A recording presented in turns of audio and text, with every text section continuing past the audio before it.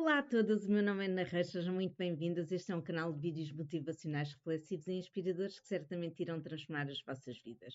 Hoje quero-vos falar de um livro que me marcou profundamente, O Sexto Sentido, de José Rodrigues dos Santos. Não vou fazer um resumo da história nem revelar o final, o que eu quero é partilhar convosco as reflexões que esta leitura despertou em mim. Sabem, há livros que nos entretêm, outros que nos ensinam alguma coisa e há aqueles que nos fazem olhar para a vida de uma forma diferente. E para mim este foi um desses livros. Um livro que mexe verdadeiramente com a nossa mente e que por isso não podia deixar de falar nele aqui no canal. Quem já leu as obras de José Rodrigues dos Santos sabe que o autor tem uma característica muito própria, aliar a ficção à ciência e a questões reais. Embora os seus romances sejam ficcionais, partem quase sempre de investigações rigorosas sobre temas científicos, históricos ou filosóficos. O autor realiza um profundo trabalho de investigação ao escrever os seus livros e muitos dos aspectos científicos são revistos por especialistas das respectivas áreas e isso confere um grande rigor às questões que apresenta, mesmo tratando-se de um romance.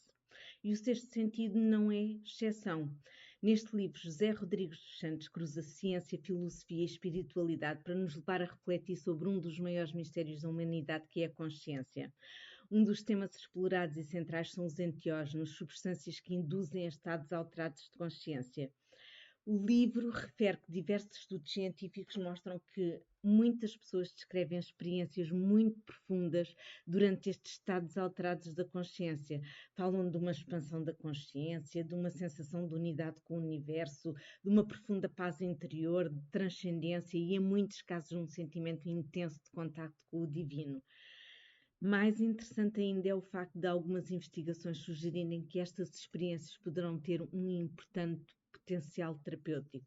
Em contexto clínico, parecem ajudar algumas pessoas a superar dependências, como as dependências do álcool, do tabaco, a superar depressões resistentes, ansiedades associadas a doenças graves e outras formas de sofrimento psicológico. Naturalmente, trata-se de uma área de investigação ainda em desenvolvimento, mas é precisamente essa abertura ao desconhecido que torna este livro tão fascinante. Na minha perspectiva, o verdadeiro protagonista deste livro não é o mistério de um crime que nos é logo apresentado no início do livro, mas sim o mistério da humanidade, da existência e da experiência humana. Quem somos? O que é afinal a consciência? E será que a realidade é muito mais vasta do que aquilo que conseguimos ver, medir e explicar? Embora a consciência seja, a meu ver, o grande eixo da narrativa, penso que o tema central do livro é ainda mais abrangente, o mistério da experiência humana e os limites do conhecimento científico. O próprio título, O Sexto Sentido, é extremamente sugestivo. Na minha interpretação, não se refere apenas à ideia de um sexto sentido extra, mas à possibilidade de existirem dimensões da realidade que ainda não compreendemos plenamente.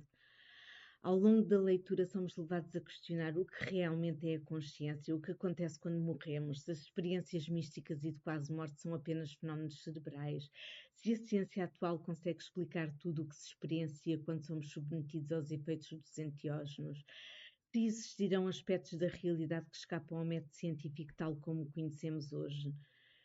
O livro não responde definitivamente a nenhuma destas questões, mas convida-nos a pensar sobre elas. Convida-nos a reconhecer que talvez ainda haja muito por descobrir.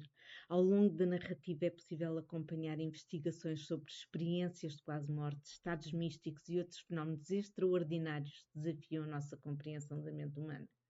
José Rodrigues dos Santos não tenta convencer-nos de nenhuma teoria. Ele cruza, como eu disse no início, ciência com filosofia e espiritualidade, apresenta diferentes perspectivas, mostra o estado atual da investigação científica e deixa ao leitor a liberdade de construir a sua própria opinião.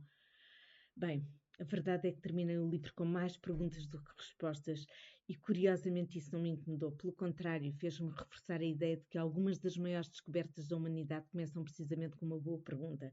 Talvez seja essa a maior lição deste livro. O conhecimento não começa com respostas, começa com perguntas. Agora gostava de vos ouvir. Já leram este livro? Estão a pensar lê-lo? Que reflexões vos desperta este tema? Partilhem a vossa opinião nos comentários. Se gostaram deste vídeo, deixem o vosso like, subscrevam o canal e partilhem. Até ao próximo vídeo e lembrem-se, a paz mora nas pequenas coisas.